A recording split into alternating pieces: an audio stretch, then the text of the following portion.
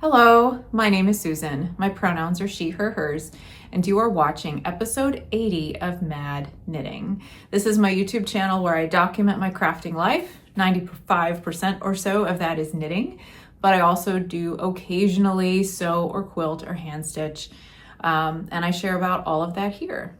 I also occasionally talk about other things on my mind that feel relevant or current, sometimes books I'm reading. You're going to get a little bit of all of that today. So if you want to skip just to the crafting content, there are timestamps in the description box below this video. It is the first day of spring here. It's March 20, the year 2025. I'm coming to you from Madison, Wisconsin, where I live and work. And there is some snow on the ground because March in Wisconsin means that 2 weeks ago, we got a snowstorm. It was immediately followed by almost 80-degree weather, fire advisories. Yesterday, it rained and hailed and stormed, and then it turned into sleet, and now there's snow on the ground. So that's just how it is. Welcome to spring, right? I have a quick public service announcement before I get to crafting content. Spring elections in Wisconsin are just under 2 weeks away, so early voting has started. If you are a voter in Wisconsin, please take note. If you're not in Wisconsin, or if it's after April 1st, you can probably skip through this, but we have statewide elections. Spring elections are nonpartisan. Theoretically nonpartisan, but we all know how the candidates lean. And there are three very important things on the statewide ballot, April 1st. The biggest thing is the Supreme Court. We have a Supreme Court election that's getting a ton of national attention. In fact, the ketamine-fueled billionaire from South Africa who is pillaging our government for his own personal gain is very invested in this race for some reason. I think that his car company is facing some kind of regulatory issue here, and that's why he's so interested. I believe in fair maps and reproductive rights for women and everyone, so I will be voting for Judge Susan Crawford. Her opponent is really just terrible.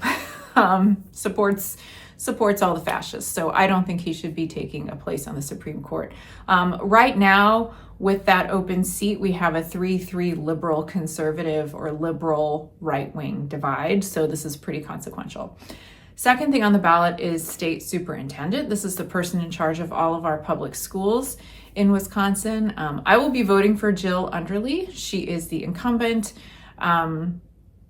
She supports public schools. Her opponent has never set foot in a public school as a teacher or as an administrator. She supports sending lots of public money into private vouchers, teaching biblical things in schools. Not a good candidate. So I will be voting for Jill Underly. The third thing on the ballot is a statewide voter ID referendum, which would make it extremely more difficult for people to meet the identification requirements for voting. It is unnecessary and restrictive and will cause a lot of problems for people to vote. So I will be voting no on the referendum. That's it when it comes to Wisconsin politics. And politics in general. I am a political person. I do believe that politics is personal and vice versa. We're living in a time where, unfortunately, the very body you inhabit is political for one reason or another. And because of that, I can't ignore it. But for today, I'm going to focus on knitting. Let's start with what I am wearing. This is, I think it's called Oatmeal Stout. It's a pattern by Thea Coleman, who is just a fantastic person, fantastic designer. She's very well known, so you've probably heard of her. She's especially known for her cable designs. This was a test knit I did maybe 10 years ago. I don't remember for sure. I've had it for a long time, and it has held up so well. The yarn is by Julie Asselin. I think it's Nurtured. I know that this was one of the few test knits for which I actually bought the yarn that the pattern called for. I think there was a discount on it. Test knitting was very different at the time that I did this. Now there's a lot more, things have changed a lot since social media, and influencing has become a much bigger part of that whole culture and process. One of the things I appreciate about Thea is that she's very professional. She does not require all kinds of marketing from her testers, although she does appreciate good pictures so that you can see her designs on different body types. But anyway, I really like this sweater. It's extra warm. I think if I had to do it again, I might have made it just a little bit longer, but it's one of the best fitting sweaters that I own. So I wear it a lot, and it's probably gonna last forever because it's not even pilling that much despite its years and years of use.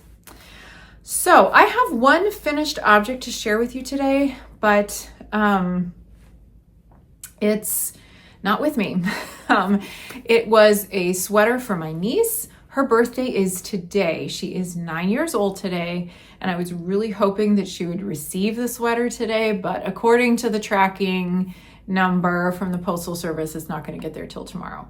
Anyway, I recorded a clip over the weekend just showing you the sweater and the yarns I used and talked about that. So I will insert it here. Hey, this is a little awkward, but I'm recording this clip to show you my most recent finished object before I send it off, because I think the rest of this episode had to be recorded after it was too late to mail this on time. So I have a sweater. It's wrinkly because it just came off the blocking mat, but this is a sweater I just finished for my niece who turns 9 this coming week. And I have a couple ends to hide, so I'm going to do that while I talk to you about it. This is the Sunshine Sweater by Tin Can Knits. Tin Can Knits is, of course, a very reliable design team. They've got lots and lots of patterns. They've been at it for a while. So this is a top-down design, obviously, with color work yoke. It is DK weight yarn. So the stated gauge is 5.5 stitches per inch. I made the largest child size, which is listed as 8 to 10. And I made just a couple of small changes to the pattern, one for fit and one just for sleeves. So let's see. Let me talk about the yarn first. This is Swish DK from Knitpicks. There was I got a bunch of it on sale at the end of 2024. I had already made sweaters for my nieces for Christmas, so I had an idea of how it felt to knit up and how the yarn behaves. However, I discovered with this sweater that the gauge is really funky. Like, I would be very careful knitting a whole adult size garment out of it because it changes quite a bit when you wash it. And I don't necessarily remember that from the first set of sweaters I made, but I finished them in kind of a hurry and didn't think about it as much. So for this one, like I said, I made the largest child size, but the stated finished chest circumference was about 30 inches around, I think. And I wanted this to be just a little bit roomier than that. I expect that she might wear this over as a layer over other things, like maybe over a long sleeve shirt or over a dress. So I wanted it to be about 32 inches around. Also because the sweater I made her for Christmas, it's a little cardigan, and her mom and dad sent me a picture of her wearing it, and it's adorable and it fits her really nicely, but doesn't have a lot of extra space. And you know, she's a growing kid, so I wanted to make this, you know, have a little ease in there for her to grow into and to wear over other things. So I knew that I wanted it bigger around the chest, but I didn't want to make an adult size for a child who's only turning 9 years old. And I also, you know, thought the yoke depth and everything would be fine as is, or the yoke circumference. I didn't want to make the whole thing bigger. So what I did, now I'm finished with the end so I can show you. what I did was I just followed the instructions for the color work part. Then I actually made the mistake of doing the short rows right away without remembering to do a little extra depth first. I knew it looked wrong. I ended up having to take it out and redo it. Anyway, as you can see, you know, once you're done with the color work, you go a little bit, you know, a couple inches past that before you do the short row shaping to shape the top, which I did. That's optional, but I always do it. And then splitting for sleeves. So as I was making my way down, I don't know if you can see, yeah, I did just a couple of increases along what would be the raglan edge just on the body in the front and back. So I went ahead and marked where the sleeve separation was going to go, and on the body side of those markers did increases, but left the sleeves alone because I didn't want the sleeves to be any bigger. Then when I did 2 sets of those increases so that I would have 8 extra stitches total on the body, and that came out to be, according to the gauge listed in the pattern, I should have had a nice 32-inch circumference around the body of the sweater. Now, while I was knitting it, it seemed small. It did not seem quite right. Even though I was using the same yarn as the Christmas sweaters I made, the same needles, like even like literally the same needle, you know, this like metal needles. And when I measured it, sure enough, the circumference was like 3 inches smaller.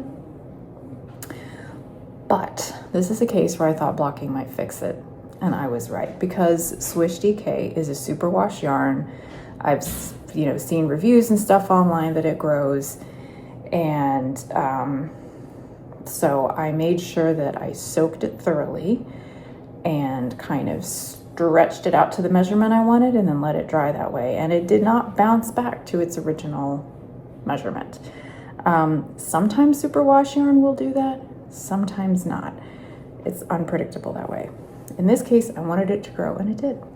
So I did that before the sleeves because I just wanted to make sure it was all going to work out, and it did.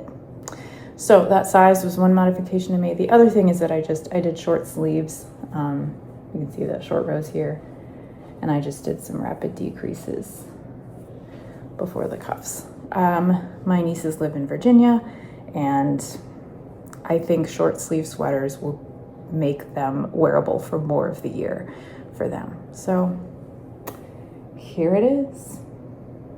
Finished sunshine sweater for my niece. That's it for finished objects, but I have some works in progress to show you. The first one is, I will just, continuing on the train of the sunshine sweater, I have started a second one for my younger niece using the same yarn, although I will be changing up the contrast colors. So this is all I've got so far, and it appears that when I put this down a few days ago, I was partway through knitting onto a larger needle because I'm done with the ribbing. So this is all I have to show you of the second sunshine sweater. I'm just doing it in the next smaller size because my younger niece, her birthday's not till the end of May, so I have some time, but she will be turning 7. So I'm gonna make her the 6 to 8 size. What is so fun about this sweater is that you can really play around a lot with the color work and the contrast colors. So while my older niece really loves blues and teals and aquas right now, my younger niece is really into like bright pink, magenta, fuchsia, that kind of thing. So I have the same main color, which is Wonderland Heather. And for the contrast, I have some choices, and I have not fully decided what I will do. I need to get out my graph paper and color in some different possibilities to see. But I have this bright pink, it's called Crush. This is left over from the cardigan that I made her for Christmas. I have at least one other full skein of this left. I have one skein of this color called Throne, which is like a deeper magenta. So I think, like, I wouldn't put the two of these in the same round of color work because I don't think they contrast quite enough, but I think they would look very nice kind of stacked up on top of each other. I have this, I think it's called Mimic. I have this navy blue. So these are all very cool tones. I definitely need something lighter for the contrast to go in the color work. So I've got white for neutral. I also have this very pale pink called Frosting. So I could just go with these, although I've been thinking about if I wanted something much more warmer tone, just to, you know, break things up or be a little bit more of a pop. I could go with the yellow again. This is called Honey, which I think actually could work. Or I've also got this orange called Clementine. When I ordered it, I was hoping it would be a little brighter than it is, but it still could work. And with, like, if I take out the blue and if I just have the pinks and like this orange in the middle, it's kind of giving tropical fruit, tropical punch, summer popsicles, that kind of vibe, or tropical flowers.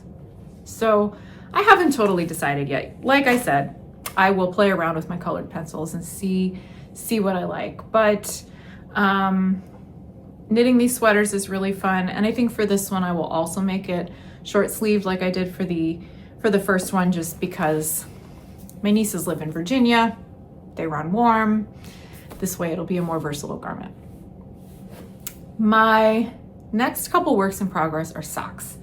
So I will show you, I almost wasn't going to talk about this one today because I've showed it so many times. It's still not quite done. I don't really have anything new to say about it, but I have been working on these socks, so I might as well share about them. So I even talked about these in my last episode, which, by the way, if you haven't watched it, it was a couple of weeks ago. I was showing off some yarns in my stash from small women-owned businesses that I really like. And so I wasn't sharing, it wasn't like a typical finished objects, works in progress episode. It was more of a stash flash thing. And I had mixed feelings about recording it and sharing it because, well, there were a lot of reasons.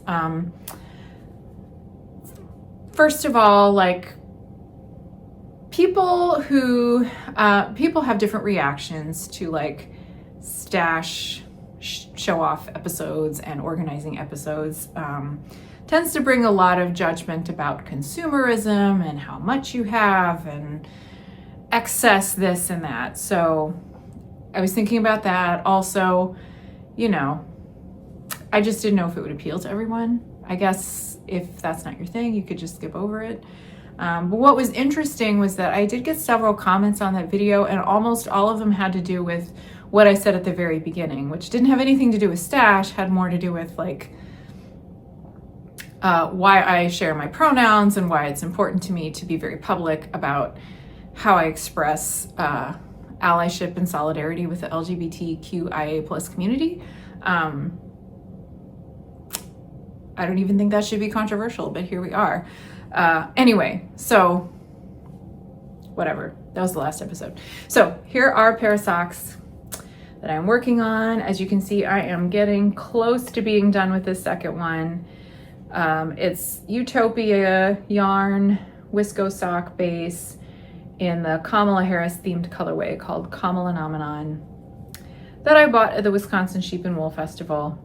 I cast these on, I think on election day, and I feel sad every time I work on them. But anyway, I'm making my way down the foot, and I've got, I don't know, probably this much to go before it's all done. So hopefully the next time you see these, they will be finished, because I just have run out of things to say about them. I really like this yarn. I like how it holds up. I like the color. I think the person I'm making these for will really like them. So that's the first sock. Have another sock project that I haven't touched in a couple of weeks, so I won't even talk about that. But I have a new one that I started yesterday, so I'm going to show it to you. Let me talk about the yarn first. Here's the ball. Here's the label. It's called Footprints Wool Addicts by Langyarns. Don't know if I love the name Wool Addicts, but somebody else came up with that. what I like, what the reason I was interested in trying out this yarn, for one thing, I was sort of intrigued by the colors. Like looking at it in the skein, I thought, I wonder if this will knit up into self-striping. And I'll show you what it looks like in a bit. But the other thing that intrigued me is that it's a blend of wool and cotton and some nylon, but 45% cotton, 42% wool, and 13% polyamid or / nylon. So I was interested in the fact that there's a lot of cotton in here. I think they will be cooler socks. I'm interested to see how the fabric behaves because of course cotton is not nearly as bouncy or as elastic as wool. But I bought this yarn in Wausau, Wisconsin, which is in the north central region of the state. It's like 2.5 hours north of here. But I got it in November. I was at a climate conference the week after the election. So as you can imagine, I think I mentioned this on my channel at the time, as you can imagine, emotions were all over the place. But I got there the day before it started early enough that I was able to visit a local yarn shop in Wausau called Black Pearl. And, you know, up there, that's a very purple part of the state. Like, you can't make assumptions about anybody you meet and like where they are kind of politically or how they felt about the election. But I figured out, I had a conversation with the shop owner. We ended up commiserating a little bit on what was going on. And she was just delightful. And it was it was a very comforting conversation to have right before going into this climate conference where I just didn't know how it was going to go or how people were going to feel or how I was going to feel. Anyway, so I supported her shop by buying this yarn. And to be truthful, I bought a couple other skeins in different colors. No regrets. But this is how it's knitting up. It's sort of self-striping, not really. I quite like it. It's kind of getting tangled up. I quite like it. These colors are very earthy and kind of subtle. I think the fact that there's all these different colors and you can see it's like sort of a barber pole situation. I don't know if like there's a ply of wool and a ply of cotton and those are twisted together or how they created this yarn, but I really like how it's coming out. Like it has this look of having texture just from all those colors mixed together. So I started this sock yesterday. I work for a nonprofit. It's a fully remote job unless I have to travel to a location to do something, but we don't have an office. I work from home. I spend a lot of time on meetings online, today included. Like it's the beginning of the day and I have like 3 solid hours of online meetings and then a break and then another one and then a break and then another one. So there are days where I will spend between 4 and 5 hours on Zoom, and the upside of that is that I get a lot of knitting done. Yesterday, I was scheduled to go to an all-morning meeting downtown. It's actually at the Capitol building. There's this quarterly meeting run by one of our state agencies, and I'm not like officially part of this group, but I'm invited to attend to stay up to date on what's going on. I'm being vague on purpose because I don't want to talk about specifically what I do. But anyway, normally for these quarterly meetings, I hop on my bike and just ride down to the Capitol or up to the Capitol, whichever. It's about a 40-minute ride. It's good exercise. I really enjoy it. However, yesterday, right around the time when I would have left, it started pouring rain and there was a big clap of thunder. So not only would it have been an uncomfortable and unpleasant ride, it would not have been very safe. So at the last minute, I decided to stay home and just attend on the virtual option, which they always have. And it was a 2.5-hour meeting with no breaks because this is how our state agencies roll. Like, I don't know who plans these things. But in that time, I probably got this much of it done. And then I went to a band concert last night at our high school because my daughter plays in the band, and I got even more done during that concert. So all that to say, this sock is going quick. I think that this yarn with all the different colors and textures and fiber content going on, it's a good candidate for just a very basic sock. And I am really hoping to have this done by next week because I will be doing a quick trip up north, sort of a combination work and college visit trip with my daughter. And there's somebody we stay with in Minnesota who very generously lets us stay at her house whenever we're up there to visit my son or to pick him up or whatever, because he's in college in Minnesota. And so I'd like to make her another pair of socks as a thank you. That was a lot of explanation for a very basic sock. I cast on 62 stitches on size 1 needles. I hope that they are snug enough. That cotton content means they're not going to be as elastic as if it was all wool. But I am doing a garter rib so that the fabric pulls in a little more than if it was just stockinette. Anyway, that's my second sock work in progress. My final work in progress to show you is one that I was really hoping would be done by today, because it being the March equinox means that today is also the last day of the Yarniacs Self-Indulgent Knit Along, which I have mentioned in the past. The Yarniacs is an audio podcast that's been going for more than 10 years.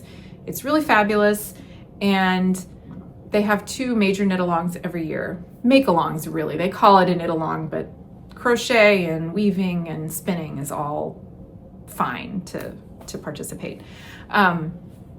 Anyway, the Self-Indulgent one is from the December solstice through the March equinox. So you've got a full 3 months to complete a project that is self-indulgent, however you define that. So whether it's, I've talked about this before, whether it's yarn you've been wanting to knit, a pattern you really like, something just for yourself. It can be something for somebody else as long as it feels self-indulgent. Well, I have this cardigan, and I've shared my sob story, my whole saga before. So I've got this yarn from New Zealand that I bought about exactly a year ago now, because we were there at the end of last March through early April. And last fall I started this cardigan that no matter how much I tried to adjust the fit, it just looked like garbage. So I started over, and I'm now really making a lot of progress on the Community Cardie by Alicia Plummer, which I think I talked about in my last regular episode. And I've gotten quite far on it, but you will notice, so it's not done because I keep interrupting myself to do socks for other people, my niece's sweater, etc. That's all fine. But you will notice that quite a lot of stitches are on hold here on Try It On tubing, which, by the way, this is like my new favorite knitting tool or accessory. It's not absolutely necessary. You can use waste yarn or stitch holders if you want, but this is very flexible, kind of a thin tube. I guess it's plastic or silicone, I'm not sure, but it will fit over the end of a needle, and then you can slide your stitches onto it. So like if you're working on a top-down sweater and you've got all of your stitches on the body on a circular needle and you want to try it on, but you don't want to lose those stitches, you can just put this on the end of that needle, slide those excess stitches around and try it on and see how it fits, without having to like painstakingly pick up every stitch afterward off of like waste yarn. So I have done this to hold the stitches at the bottom of the body, to hold the stitches on the sleeve. And the reason I have not completed the body or completed the sleeve before moving on to the next thing is that I am a little nervous that I won't have enough yarn for this whole sweater. So this is, as you can see, it's a top-down cardigan. It's got basic raglan shaping. It's got this really nice textured stitch pattern that looks very waffly. It's very simple. And I just For some reason, I think it looks a whole lot better with this yarn in this texture pattern than in plain stockinette. So the first issue is that there are pockets, which I am going to put in because I really like having pockets in my cardigans. There are side pockets, so you get to a certain point and split the front and the back and do those separately. And eventually, like before you get to the bottom ribbing and before you do the button band, you pick up stitches along, on this edge and knit the pocket lining this way. And then you'll like incorporate those as you, I feel like I'm not explaining this very well. Anyway, there's a pocket lining that if you don't want to stitch it down later, I think you can pick up stitches along the edges or what have you as you're doing the rest of the trim. I already think that it will be fine to use a different yarn for the pocket lining. That'll save me a little bit of yarn. But what I have left after doing not quite the whole body, not quite a first sleeve, I put these on hold just before like it's time to put all these stitches on smaller needles and do just a ribbed cuff. And I have just started the second sleeve, but I have this much plus little bits of other skeins plus this. I'm just knitting straight off the first sweater that I started.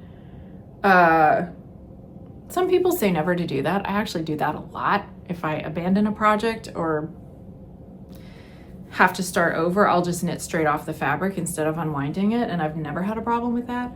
But I have this much and this much plus these little bits to finish the second sleeve, do the bottom ribbing, which will be a fair amount, finish the first sleeve, of course, and do the whole like button band collar situation. And there are options for that. You can do just a narrow one, but she also gives you instructions to do short rows for a shawl collar. That's really what I want to do. I would really love to have that shawl collar because I think it would be nice and cozy. I like having a little extra fabric around my neck. I like the look of it. I think it's comfortable. I know that's not for everybody, but I like it. However, like the collar is just about the last thing you would do because you have to finish the bottom of the sweater and the pocket linings and everything first. And if I run out partway through, then I would have like a weird two-tone situation, and I don't want that.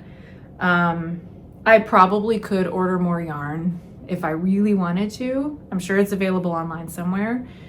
This was like totally grown and produced and stuff in New Zealand, so it would probably be expensive. I would rather use up what I have, and if I need to add in something else, just make it work. So if that's the case, that's why I have put the stitches on hold at the bottom of this sleeve.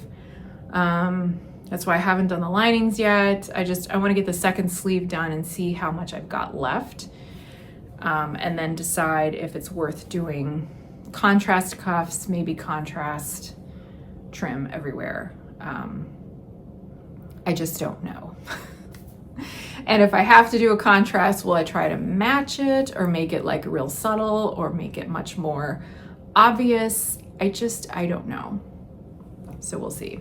Anyway, a lot of decision points here, but I have tried this on. I am much happier with the fit. I think once it's blocked, this pattern will probably relax a little bit. I don't know that it will grow, but I think that the fabric will not be quite so, yeah, I think it will relax. I don't know how else to say it. So we will see. And I'll probably get this done just in time for the weather to warm up enough that I won't even want to wear it, because it is like 100% wool, pretty lofty. It's like a kind of a loosely plied 2-ply. So I think it'll be quite warm. That's all the knitting I have to share with you today, but I do have a couple of books that I've been reading that I would like to talk about. So if you're into that, stay tuned. The first one is called The Good Mother Myth, Subtitle, Unlearning Our Bad Ideas About How to Be a Good Mom. And it's by Nancy Reddy. This book just came out in 2025. There's a glare, I apologize. And I originally heard the author on a podcast. I don't remember which one. Since this book just came out, I think she's been on a tour and making a lot of appearances in person and on podcasts and things. It was some podcast about either influencers or mothering or parenting or something like that. But what really caught my attention, other than the topic, because I seem to have an insatiable appetite for feminist outrage, especially in regards to motherhood and caregiving. Some of you might relate. Anyway, so the topic was interesting to me, but also it turns out she has a PhD that she got here at the UW-Madison. And she had both of her children near the end of that doctoral program, which for me is very relatable. She writes a lot about that in her book. Like, there's a lot of memoir woven in. She also did a lot of research, and there's a lot of history in here, which is why it's a substantial book, and it's very good, and I recommend it. But she talks about like her experience as a graduate student, as a pregnant graduate student, as the mother of a very young baby, being a graduate student, all of which I can relate to. My children are a few years older than hers. And of course, we're in very different fields. But I was in a doctoral program here at the university in Madison. I had both my children near the end of it. That's about where our things in common end. Like, after that, our paths are very divergent because she doesn't live here anymore and she has a whole academic career.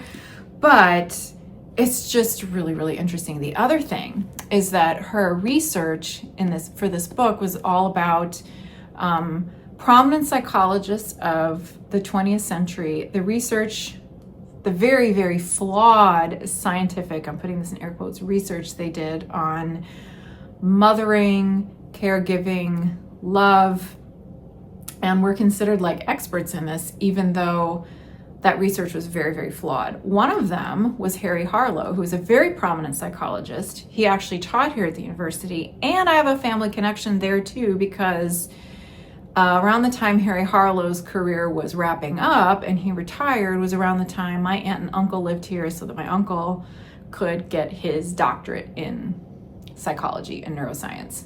So I don't recall if he knew Harlow, but I'm pretty sure he knew his secretary, and obviously he would have been very familiar with his work because of his field of study. So anyway, basically, we've been sold for decades and decades.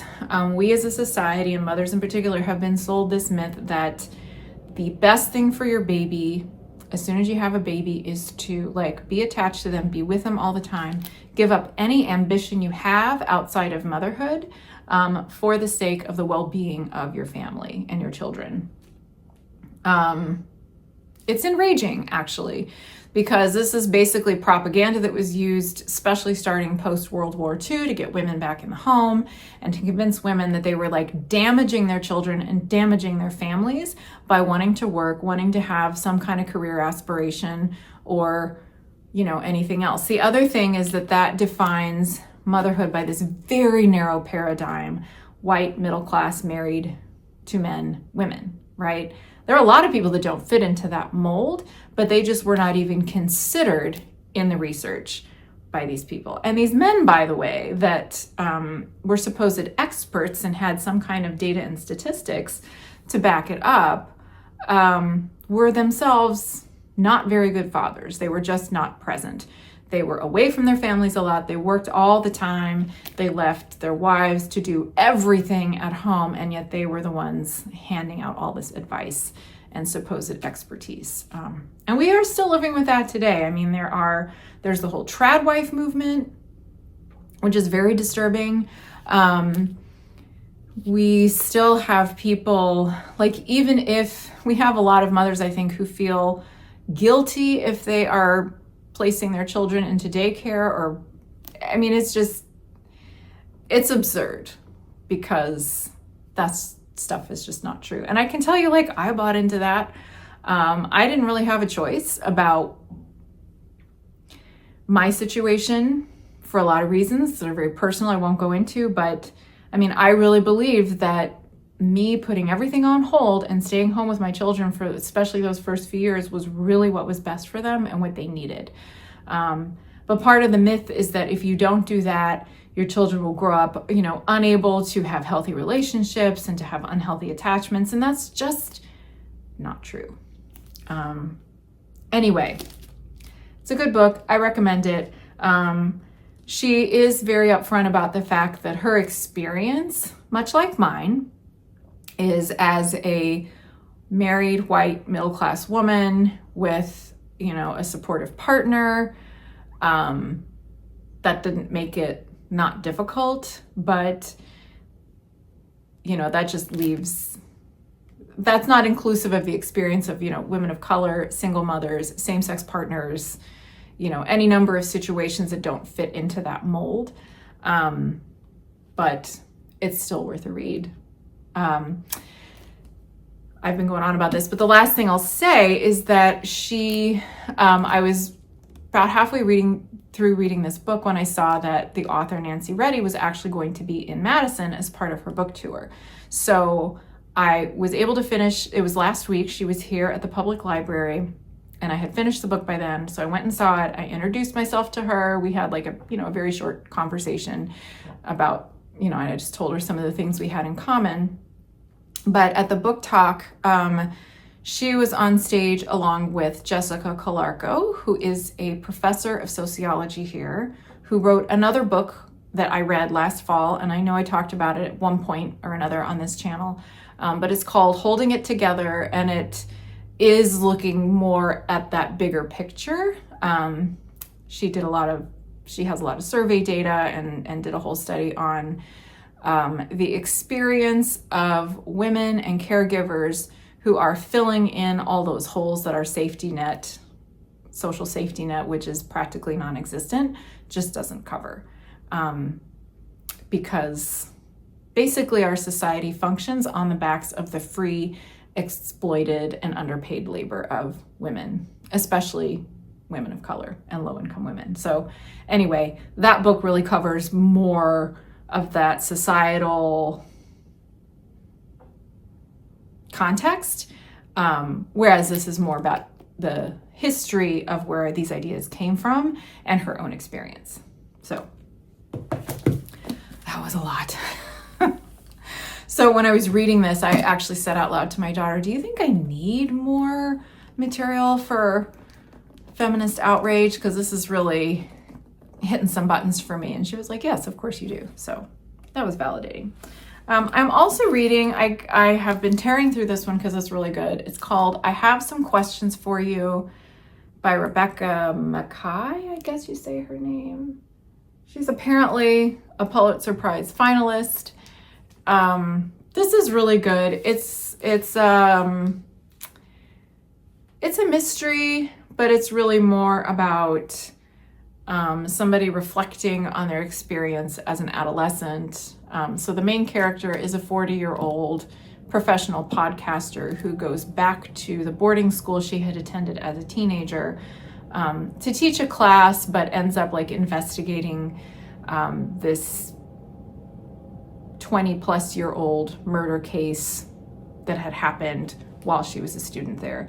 So there's a lot in here about like Me Too, the Me Too movement, and you know, just what it means to look back at something that happened a long time ago and what collective memory does, and you know, just like reflecting back on your experience as an adolescent. And I've really enjoyed it.